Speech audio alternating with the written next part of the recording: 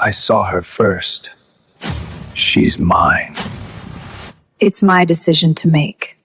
4 words that turned a 20-year brotherhood into a bloody war. Liam and Yi Min were the kings of Seoul. One ruled the daylight, the other ruled the shadows. They shared everything: power, money, influence, until Jessica walked into the room. She thought she was choosing between a charming, safe CEO and a terrifying, tattooed mafia boss. She followed her heart into the darkness, believing the dragon would protect her. But she was wrong, not because he didn't love her, but because she never realized that the real monster wasn't the man with the criminal record. It was the best friend smiling in her face the whole time. Hang on tight, let's dive in. The auction paddle sat untouched on the mahogany table between them, a forgotten piece of plastic in a room worth billions. To anyone watching, they were the kings of the city, untouchable deities carved from money and influence. Liam, with his golden hair, toothpaste commercial smile, and a bespoke navy suit that cost more than most people's annual salaries, looked like the sun, bright, charming, and impossible to ignore. He radiated a warmth that drew people in, a gravitational pull that promised fun, excess, and the kind of life people only saw in movies. Beside him sat Yi Min, the shadow to his light. Yi Min wore black, always black. His suit was cut sharper, fitting his broad shoulders with a military precision that hinted at discipline rather than vanity. He didn't smile. He didn't wave to the other CEOs in the room or acknowledge the whispers that followed him like smoke. He sat in silence, nursing a glass of whiskey that he had been holding for 20 minutes without sipping, radiating a cold, lethal stillness that made the air around him feel 5 degrees colder. They were best friends, brothers not by blood but by power. They had risen together from the ashes of a difficult past that neither of them spoke about in polite society. Liam owned the daylight, the tech firms, the PR agencies, the smiling face of Seoul's elite. Yi Min owned the night, the shipping lanes, the logistics, the dark warehouses on the docks, and the things people whispered about but never confirmed. They were a perfect balance, the yin and yang of the city's economy. The auctioneer was droning on about a 17th century vase, his voice a rhythmic hum that usually lulled the rich into parting with their fortunes, but Liam was visibly bored. He leaned back in his velvet chair, checking his platinum watch for the 3rd time in a minute. "This is a waste of time," Liam muttered, swirling his champagne until it threatened to spill over the rim. "We should be at the club. The new hostesses arrived today, and I promised the owner we'd stop by. This dusty pottery isn't going to keep me warm at night." Yi Min didn't answer. He rarely did unless it was necessary. He just took a slow, deliberate sip of his drink, his eyes scanning the room not for art, but for threats. He watched the exits. He watched the hands of the waiters. He watched the room with the detached boredom of a predator with a full belly, waiting for something to run. Then the double doors at the back of the hall opened. The heavy thud of the doors hitting the stoppers echoed slightly, but it was the shift in the air that caught Yi Min's attention. It wasn't a loud entrance. There were no trumpets, no announcements, no flurry of paparazzi flashes. But suddenly, the hushed conversation at the VIP table stopped dead. A woman walked in. She wasn't wearing a ball gown like the other women, who were draped in tulle and diamonds, desperate for attention. She was wearing a sharp, tailored cream suit that hugged her curves in a way that was both strictly professional and devastatingly sexy. The fabric moved with her like liquid, accentuating a waist that begged to be held and hips that swayed with a natural, unforced rhythm. Her dark skin glowed under the crystal chandeliers, luminous and rich, and her hair was pulled back into a sleek, severe bun that highlighted the elegant, vulnerable curve of her neck. She held a tablet against her chest like a shield, scanning the room with intelligent, focused eyes that dismissed the billionaires and celebrities as mere background noise. Liam stopped mid-sentence. His champagne glass hovered halfway to his mouth, forgotten. He leaned forward, his blue eyes widening, a slow, hungry grin spreading across his face.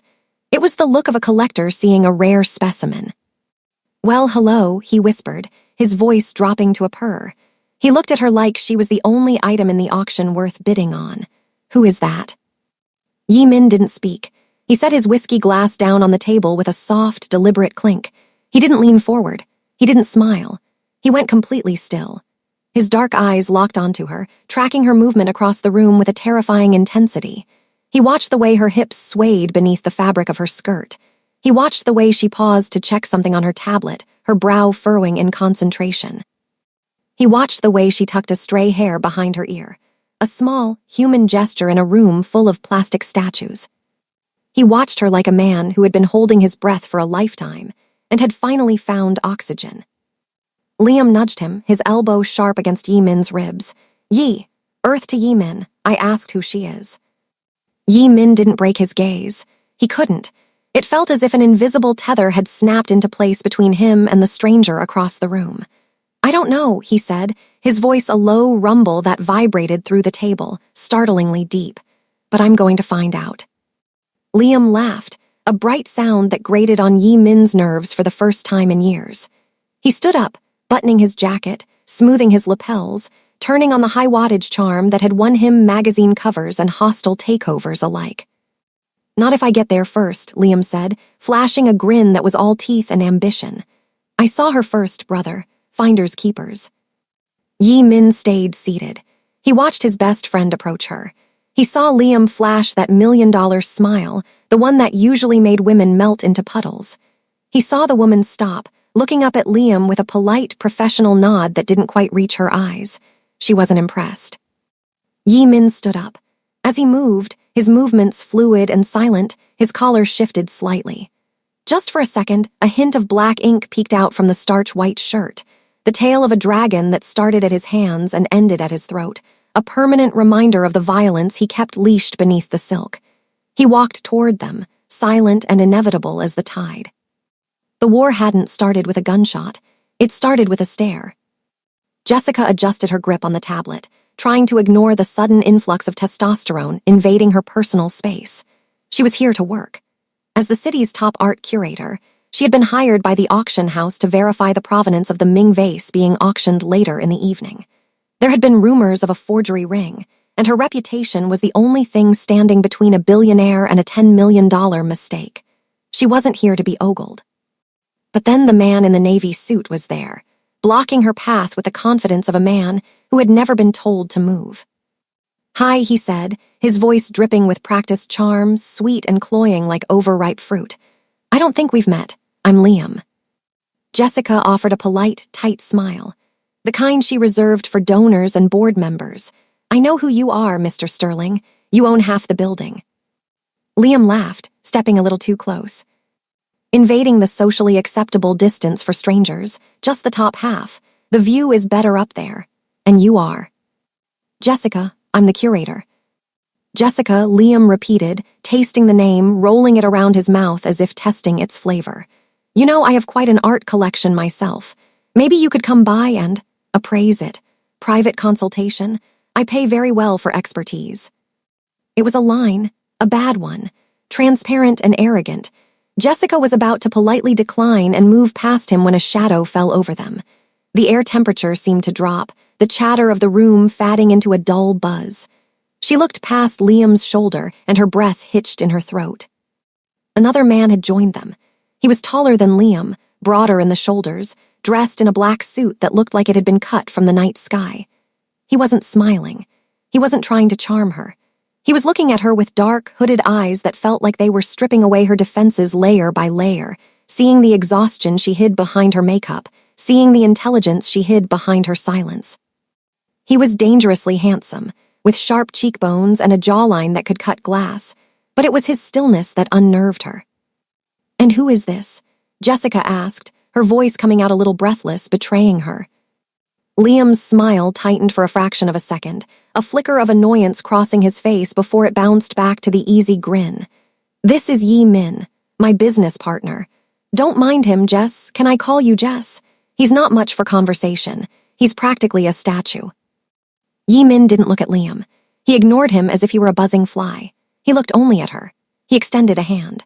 The movement was slow, deliberate. As his arm extended, his cuff rose, and Jessica saw it, intricate black tattoos covering the back of his hand, swirling patterns of smoke and scales that disappeared under his sleeve. It was a stark, violent contrast to the refined Italian suit. It whispered of a life lived in the dark, of rules broken and blood spilled. Jessica placed her hand in his. His skin was warm, his grip firm but surprisingly gentle, careful, as if he knew his own strength and was holding it back. "Yi Min," he said simply. His voice was deep, rougher than Liam's smooth baritone. It sounded like gravel and velvet, a voice meant for midnight confessions. "Jessica," she replied, unable to pull her hand away. The contact sent a jolt of electricity up her arm that settled low in her stomach. "I have an acquisition I need advice on," Yi Min said, ignoring Liam completely. "A painting. I need an expert eye, not a social visit." The jab at Liam was subtle, but it landed. Liam's smile faltered, his eyes narrowing slightly. "I'm fully booked this month," Jessica said, trying to regain her professional composure, trying to pull her hand back, but finding herself lingering. "I'll wait," Yi Min said. The intensity of his gaze was overwhelming. It wasn't just interest, it was focus. Absolute, unwavering focus. Jessica finally pulled her hand back, her skin tingling where he had touched her. "Send my office the details," she managed to say, clutching her tablet tighter. "Now, if you gentlemen will excuse me, I have a vase to authenticate." She walked away, forcing herself not to run. She could feel two pairs of eyes burning holes into her back. One pair felt like a spotlight, bright, demanding, hungry for attention. The other felt like a laser, focused, possessive, dangerous. Later that night, Jessica sat in her apartment, a glass of red wine in her hand, recounting the story to her best friend, Tia. The city lights twinkled outside her window, a stark contrast to the confusion in her mind. "Two of them," Tia asked, eyebrows raised, putting down her chopsticks. "The princes of Seoul. Jessica, do you know how many women would kill to be sandwiched between that? You hit the jackpot." "It wasn't like that," Jessica sighed, curling her legs up on the sofa. "Liam was a lot. He sent flowers to my office an hour after I left the auction. Huge red roses, like 500 of them. My receptionist can barely see over her desk. It was embarrassing." "Classic CEO behavior," Tia laughed. "He's marking his territory. And the other one, the dark one, the shadow." Jessica paused, staring into the depths of her wine. "He didn't send anything. He just looked at me. Tia, he has these eyes, and this tattoo peeking out of his collar. He looks terrifying, like he could kill someone without blinking. But when he shook my hand, I felt safe. Is that crazy?" Tia stopped laughing. She leaned forward, her expression serious. "That's not crazy, Jess. That's instinct. But be careful. Liam is the safe bet. He's a public figure. If he breaks your heart, you get a settlement and a tell-all book. If a man like Yi Min breaks your heart, I don't think you recover from that. He plays for keeps." The pursuit began the next day, and it was a study in contrasts that left Jessica dizzy. Liam was a hurricane. He flooded her life with noise and color. He sent bags from designers she couldn't pronounce, shoes that cost more than her rent. He invited her to charity galas, to yacht parties, to dinners at restaurants that had 6-month waiting lists. He called her baby and sweetheart and princess before they had even gone on a first date. He showed up at her office unannounced, flashing his smile, charming her staff, trying to bulldoze his way into her schedule with the force of his personality. It was flattering at first. Who wouldn't want to be courted by the city's golden boy? But beneath the charm, Jessica felt a current of something rigid. When she said she was busy, Liam would pout, then cajole, then insist. He didn't like the word no. He treated her refusal like a negotiation he intended to win, a merger he was determined to close. Yi Min was the silence in the storm. He didn't send flowers. He didn't show up uninvited. He simply sent a single, encrypted email to her secretary requesting a consultation time. When she arrived at his office, a minimalist fortress of glass and steel overlooking the Han River, stark and cold, he was waiting. He didn't try to charm her. He stood by the window, looking out at the gray water, and turned only when she entered. He showed her the painting, a rare, brooding piece from the 19th century depicting a storm at sea. He asked for her opinion, and then he listened. He actually listened. He watched her face while she spoke about brushstrokes and composition and light, his dark eyes absorbing every word as if she were revealing the secrets of the universe. He bought her coffee, black, no sugar, exactly how she liked it, though she had never told him. He had noticed. He walked her to her car in the underground garage. He opened the door for her. He didn't try to touch her. He just stood there, hands in his pockets, the wind from the ventilation fans ruffling his dark hair, looking at her with that terrifying, Quiet hunger. You're tired, he observed one evening, after a late consultation that had turned into a 3-hour conversation about history and loss. I'm fine, Jessica lied, stifling a yawn. Liam is keeping you out late, he stated. It wasn't a question, it was an accusation. He likes parties, she shrugged, leaning against her car door. He wants to show me off. Do you like being shown off? Jessica paused. She looked at Yi Min at the stillness of him. No, I hate them. I feel like a doll. I'd rather be home with a book. Yi Min nodded, as if filing this information away in a vault. Then go home, Jessica. Don't let him drag you where you don't want to go. You are not a trophy. He closed her car door, and as she drove away, Jessica realized she was breathing easier than she had all week. She realized that while Liam made her feel wanted, Yi Min made her feel seen. The breaking point came 2 weeks later. Liam had invited her to a private dinner to celebrate a merger between his tech firm and a smaller rival. When she arrived at the restaurant, expecting a party, she found the entire place empty. He had bought out the venue. It was romantic, grand, and suffocating. A string quartet played in the corner. The table was laden with food she hadn't ordered. Throughout the meal, Liam drank heavily. His charm began to slip, revealing the arrogance beneath. He kept reaching for her hand across the table, his grip a little too tight, his thumb rubbing her knuckles in a way that felt possessive rather than affectionate. Come on, Jess, he slurped, pouring more wine into her glass despite her protests. Stop playing hard to get. It's boring, I know you feel it. We look good together. Think about the power couple we'd make. My face, your brains, and that body. He looked her up and down, his eyes lingering on her chest. It made her skin crawl.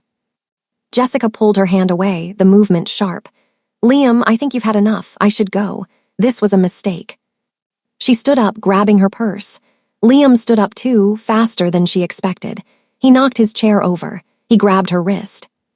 Sit down, he snapped. The charm was gone, replaced by a flash of petulant, ugly anger. I'm not finished talking to you. I paid for this dinner. I bought out this restaurant. You owe me your time. Liam, let go, Jessica said, her voice dropping, warning bells ringing in her head.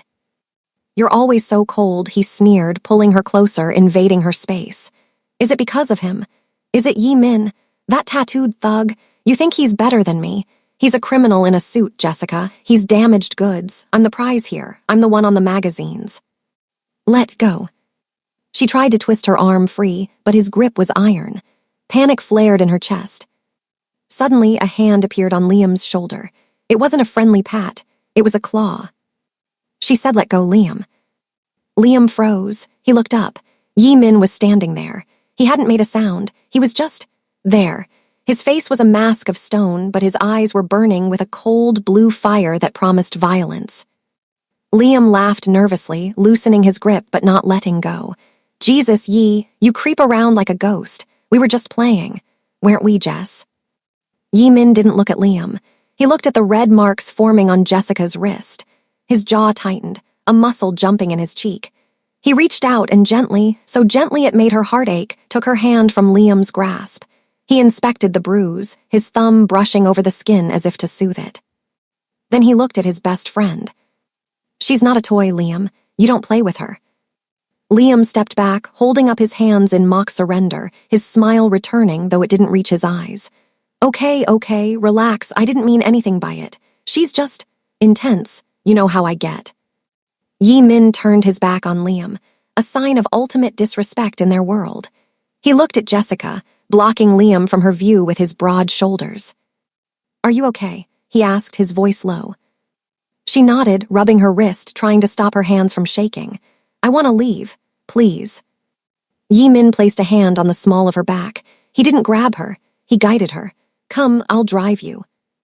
As they walked toward the exit, Liam called out. Fine, take her. They stopped. Liam was leaning against the table, pouring himself another drink, a twisted, ugly smile on his face. He lifted his wine glass in a mock toast. I'm not going to fight my brother over a girl. If she wants the darkness, let her have it. She's all yours, Yi. I'm happy for you. Really. I hope you two are very happy together. Yi Min didn't respond. He walked Jessica out into the cool night air, but Jessica felt a shiver run down her spine. She had turned back for just a second. She had seen Liam's eyes just before the doors swung shut. There was no happiness there. There was no friendship. There was only the cold, calculating look of a man who had just decided to burn the playground down because he couldn't have the swing. In the months that followed, Jessica learned what it meant to be loved by a dragon. It wasn't a fairy tale. Yi Min wasn't easy.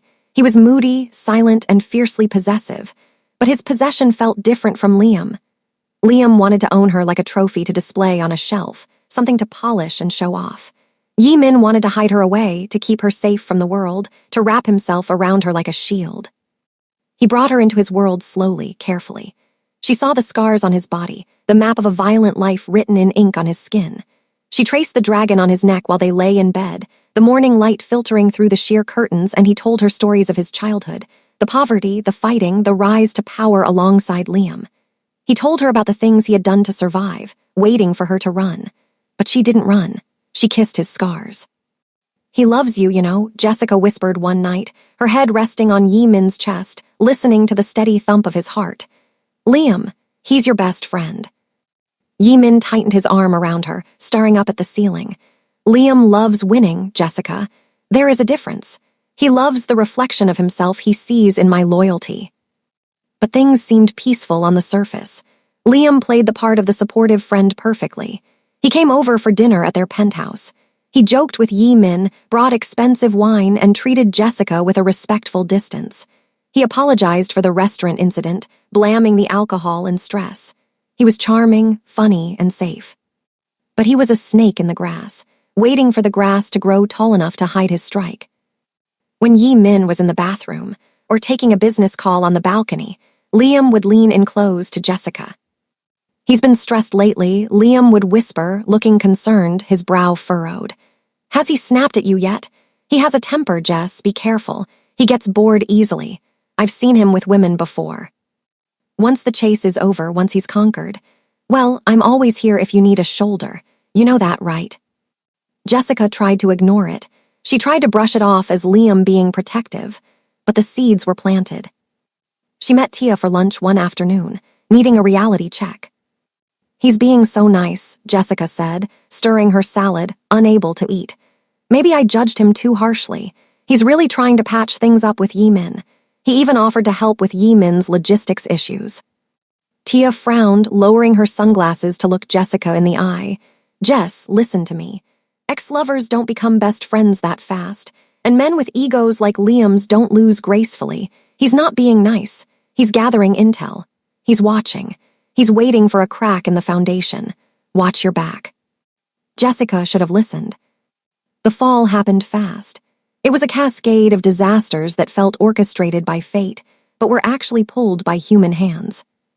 It started with small things: shipments missing from Yi Min's company, high-value cargo vanishing into thin air, accounts frozen by the bank for suspicious activity, leaks to the press about his old connections to the underworld, stories that Yi Min had buried years ago suddenly resurfacing on the front pages.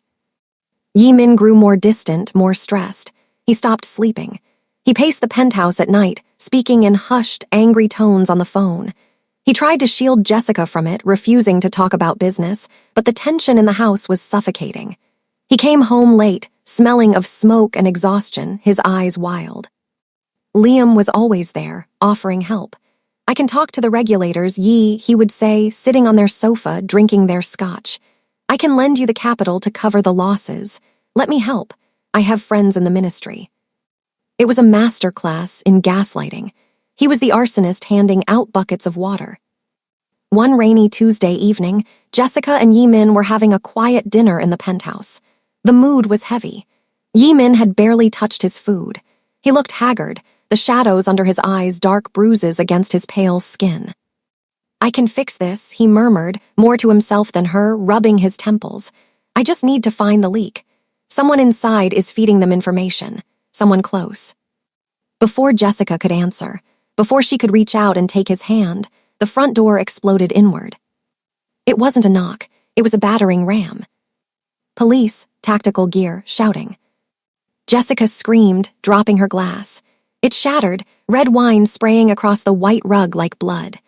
Men with assault rifles swarmed the living room, their boots muddying the pristine floors. Get on the ground, police. Yi Min didn't fight. He stood up slowly, putting his hands up, his eyes locking onto Jessica.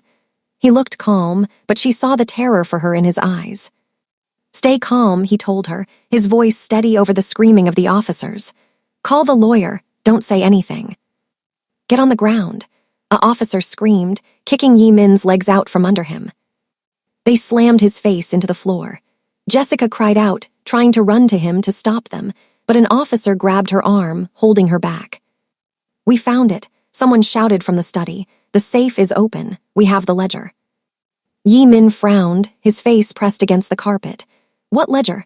I don't keep records in the house, I never have. But they dragged him up, hauling him to his feet. They cuffed his hands behind his back, the metal clicking shut with a sound of finality. As they hauled him toward the door, the elevator dinged. Liam walked in. He looked shocked. He looked devastated. He looked at the police, then at Yi Min, his mouth hanging open. What's going on? Liam asked, his voice filled with concern. Officer, this is a mistake. This is my partner. You can't just barge in here. Save it, sir, the lead officer said, brushing past him. We have evidence of money laundering, racketeering, and embezzlement. We have the physical ledger. Yi Min stopped struggling. He went completely still. He looked at Liam. He looked at his best friend, the man he had built a city with, the man he had trusted with his life, the man he had let into his home. Liam looked back. His face was a mask of worry for the police benefit. But then, as the officers shoved Yi Min forward, for just a fraction of a second, Liam looked directly at Yi Min. And he winked. It was subtle, a tiny twitch of the eyelid, a microscopic smirk, but it hit Yi Min with the force of a nuclear bomb. The missing shipments, the leaks, the frozen accounts, the evidence in the safe that Yi Min never used because he kept everything digital and encrypted. It was Liam. It had always been Liam. Yi Min roared, a sound of pure animalistic rage. He lunged at his friend, straining against the cuffs, but the officers dragged him back, tasers crackling. Liam, Yi Min screamed as they shoved him into the elevator. You traitor! I'll kill you! Don't you touch her! Liam, don't you dare touch her! The doors closed, silencing his screams, leaving only the echo of his fury. The apartment was silent. The police had gone, taking the evidence and the man who lived there, leaving a wrecked home in their wake. The rain hammered against the windows, weeping for the ruin of the night. Jessica sat on the sofa, shivering, staring at the spot on the rug where the wine had spilled. It looked like a gunshot wound. She felt numb. It didn't make sense. Yi Min was careful. He was legitimate. He wouldn't keep incriminating evidence in the house. He protected her from everything. He wouldn't bring that danger to their doorstep.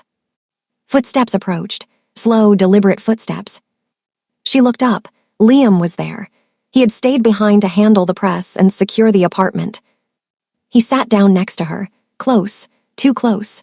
He put his arm around her shoulders, pulling her into his side. I'm so sorry, Jess, he murmured, stroking her hair. I tried to warn you. Warn me, Jessica whispered, her voice trembling, pulling away slightly. I told you he was dangerous, Liam said, his voice sad, reasonable. I told you he couldn't leave the life behind. He played us both, Jessica. He used my company to wash his dirty money. He used me, and he used you. Jessica shook her head, tears spilling over. No, he wouldn't, he loves me. Liam sighed, a sound of profound pity. He loves owning things, Jessica. You were just another asset to hide behind. Why do you think the evidence was here? He was setting you up to take the fall if he got caught. He was going to let you go to prison for him. No, Jessica sobbed, burying her face in her hands. Liam moved closer. He wrapped both arms around her now, trapping her against the cushions. His touch wasn't comforting anymore. It was heavy. It was a cage. SHH, it's okay, he whispered, his lips brushing her ear. I'm here, I'm not going anywhere. I'll take care of you. I'll make sure you're safe. I'll make sure you're provided for. I need to call his lawyer, Jessica said, a sudden spike of panic piercing through her grief. She tried to stand up. Liam's hand shot out, grabbing her wrist. The same wrist he had bruised months ago. He pulled her back down hard. No, you don't, he said. His voice had changed. The warmth was gone. The concern was gone. The mask had fallen, shattering on the floor along with the rest of her life. Jessica looked at him, really looked at him. His blue eyes were cold, flat, and triumphant. There was no sadness there, only victory. "He's gone for a long time, Jessica," Liam said, a cruel, satisfied smile spreading across his face. "Decades. He's never coming back, I made sure of that." Jessica's breath caught in her throat. "You," she whispered, "you did this, you framed him." Liam stood up, towering over her. He adjusted his cufflinks, looking around the penthouse like he was measuring it for new furniture, like he was already moving in. "I did what I had to do," he said simply. "He took everything from me, my spotlight, my credit, and then he took you. He thought he could just walk away with the best parts of my life. No." He leaned down, placing his hands on the arms of the chair, trapping her completely. He brought his face inches from hers. She could smell his expensive cologne, and beneath it, the rot of his soul. "I saw you first, Jessica," he whispered, his eyes dark with a twisted, sick possession. "He just borrowed you. He kept you warm for me, but the game is over now." He reached out and tucked a strand of hair behind her ear, his touch lingering on her neck, sending a wave of revulsion through her body. "Now, you're finally where you belong, mine." Jessica stared at him in horror, the realization crashing down on her like a tidal wave. The monster hadn't been the man with the dragon tattoo. The monster had been the man in the navy suit, smiling in the daylight. And now the doors were locked, the city was asleep, and she was alone in the dark with him. And just like that, the nice guy became the villain. Now Jessica is trapped with a monster who thinks he's won. But do you think Yi Min saw this coming? Let me know your theories in the comments. Part 2 drops soon, and let me tell you, the revenge will be sweeter than the betrayal. Don't go anywhere.